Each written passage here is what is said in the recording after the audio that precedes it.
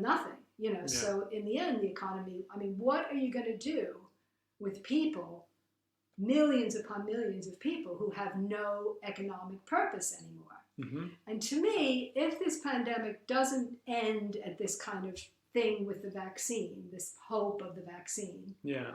I think there could arise an actual emergency, not planned by any of the politicians anywhere, that could actually force governments into some form of innovation that could go either way.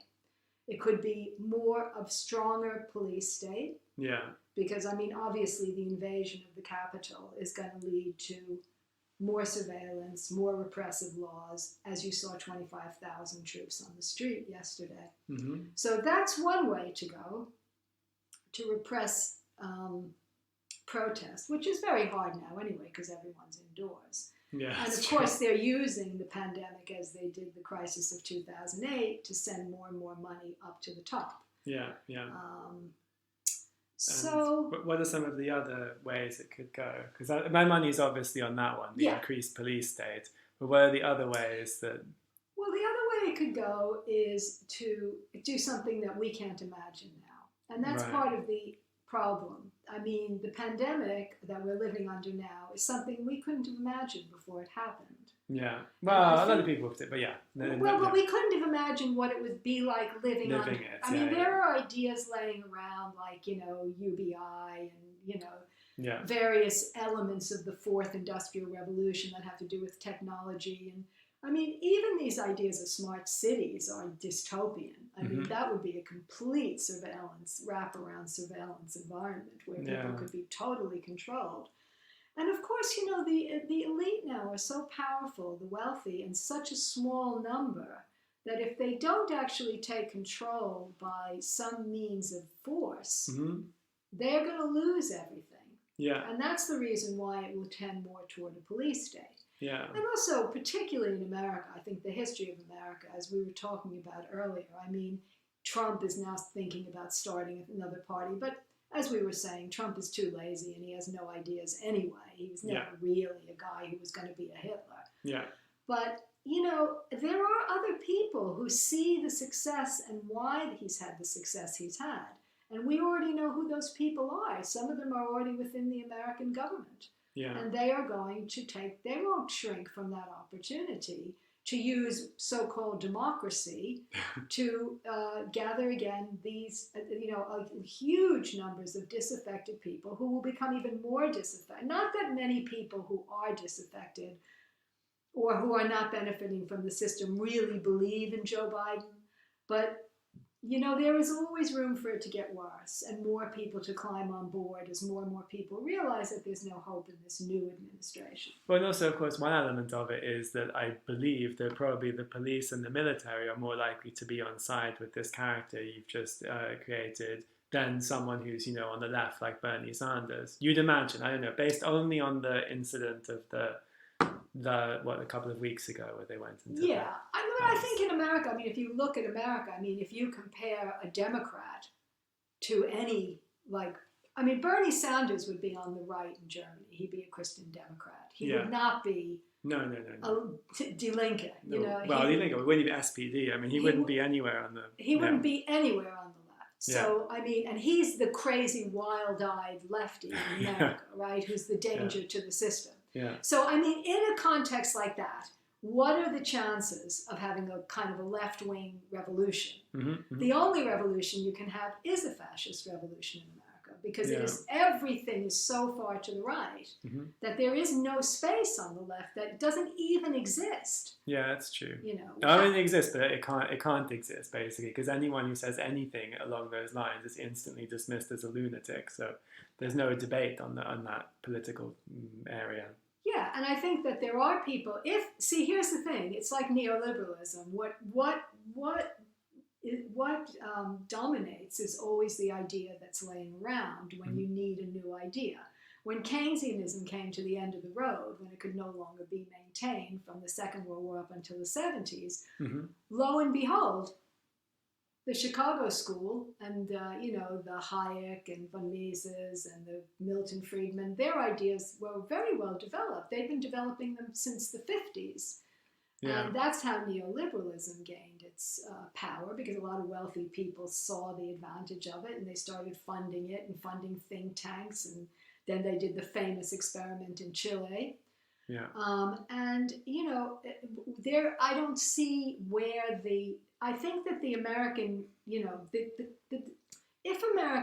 the government, if the people in Washington who are still respected as the leaders of the country can't come up with something, and we've got an 80-year-old man there, and an 80-year-old woman in Nancy Pelosi, and a 70-year-old man in Chuck Schumer. I mean, we don't have a new generation of thinkers in Washington. They're not the best and the brightest straight out of the universities who are all on Wall Street now. Yeah, definitely not.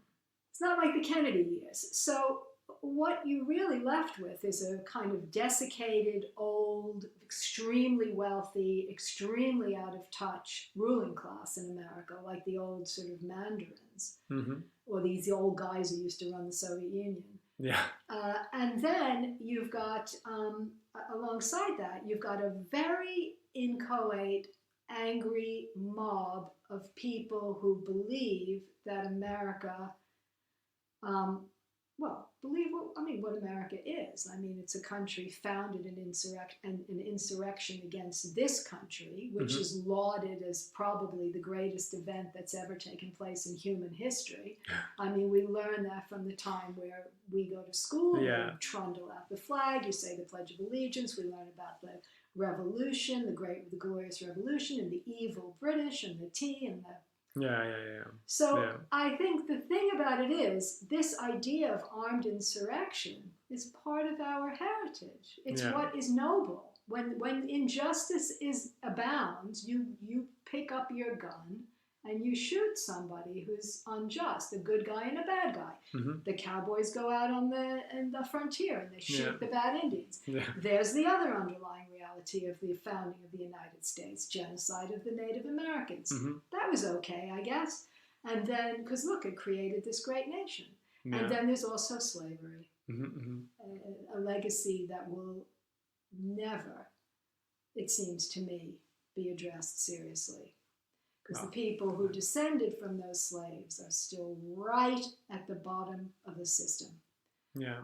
And they built the country and they have never got a penny of compensation for it. Yeah. So this is a country that's not actually built on the glory and, like you said, the good and the democracy and the good that that many people believe yesterday was restored. When Trump said, "Make America Great Again," did the Democrats respond? Did Hillary Clinton respond by saying, well, that's a bit nationalistic, it leans toward fascism? No, the Democrats said, it's already great. No work to be done. We don't have to worry about that. America is great. It's the greatest country on earth. I mean, and when you grow up in America, that's all you hear. God bless America. We are the greatest nation on earth. When 9/11 happened, George Bush, Americans finally thought, oh my God, people don't like us. They hate us. George Bush said, why do they hate us? And he came up with the perfect answer. They hate us because we're good. Obvious. That's all you need to know about American self-delusion. Yeah. Crazy. Anyway, talking about a slightly different theme now. We were talking about buying up assets, of course, that don't exist. And one thing, a new thing no, they do exist. The assets exist. This one I'm about to talk about doesn't really exist, or if it does, I still haven't fully understood how. Something a lot of people are talking about these days is, wasn't invented recently, but anyway, the cryptocurrency phenomenon. It's not only in cryptocurrencies that I've noticed it. Also, there was a thing a few years ago, also called the football index, which was another thing in which there was no actual real object or product that was being bought. It was another case of essentially your money is the value of everyone else's money that they're putting in it. And I happen to feel that cryptocurrencies are really kind of an emblem of our era as such, where basically money just makes money. You don't have to have a product, you don't have to have anything. You put in money, you come out with a ton more money. I mean, it's what do you think about that kind of I mean, not whether it's boring just to talk about cryptocurrencies themselves, but the significance of this kind of non-existent product investment structure. I'm sure if someone who is a supporter of cryptocurrency were to come in here, they'd tell us there is something of value there, which I still haven't been able to work out what that is. But I mean, what does it all mean? I mean, and I don't think it's only true with cryptocurrency, also like with the stock market, with foreign exchange, with currency investments. Where is all this money coming from? And how is it that, you know, you buy a Bitcoin, which in my understanding, you know, isn't any actual thing, but you buy it in 2013 or whenever it was started, and now that one Bitcoin is worth 25,000-30,000 pounds. Where's the value of that thing, which anyway doesn't even exist? How is everyone making money with nothing? Is my question. Do you have any ideas? Or well, I mean, okay, this is a very big answer. I mean, I'm not an economist, and yeah. I only know what I understand of how like neoliberal economics works, and I'm not an expert on it by any means, but I think between us we can sort of reason out how this works, right? Yeah. So you get into a situation, first of all, where within our economy, things do not have to be produced in order for people to get wealthy. Yeah. So our economy is based, as far as I can tell, upon, well, let's start back at the beginning. You start by building an economy that says people are basically selfish, and everyone, like Gordon Gekko in Wall Street, many people don't understand that Gordon Gekko was a villain who said greed is good. Right. That's basically the underlying philosophy of human nature that undergirds neoliberalism. So we're greedy, and greed is good because if people pursue their own self-interest, then everyone will benefit. It's like trickle down. All these theories are based on the fact that people are selfish, pursue their own interests, and then the best people will rise to the top. They'll build enterprises because they're entrepreneurs. That's a big word. They'll build enterprises through their genius and their ability because the system will sort them out. The system will sort the winners from the losers. And the winners will be so successful because the market allows them to rise and to profit that they will then create the, job creators. They will create the jobs and the industries that will give everyone who isn't a winner but can be a winner within this system by working for the real winners, right? And of course, it's a system based on merit and all of this because the best people, because the system, the market is so objective that it only allows the best to rise to the top. Yeah. Okay, so what really happens is this. Well, what has really happened in the history of neoliberalism seems to be this. You've got people who sometimes are entrepreneurs or have good ideas and build, say this isn't true, but say everyone at the beginning started by building a great enterprise. Well, okay, those people now are way ahead of everybody else.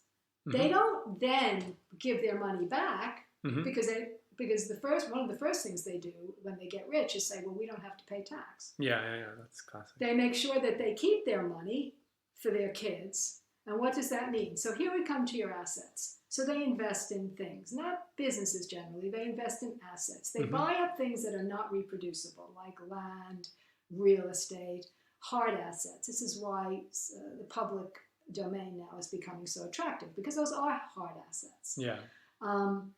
And what they do is they collect rent. They all become landlords. I mean, the banking industry, what's their rent? They lend you money, they take loads of interest. That's how they get their rent. They're not producing anything. They get on a keyboard. You say, I want a mortgage. They get on a keyboard. They create that money out of nothing. And then they hand it to you, and you pay them for doing that. Yeah. And that's how they make their profit, by and large. Yeah. Then there's this other thing, which comes to your question about verging, I think,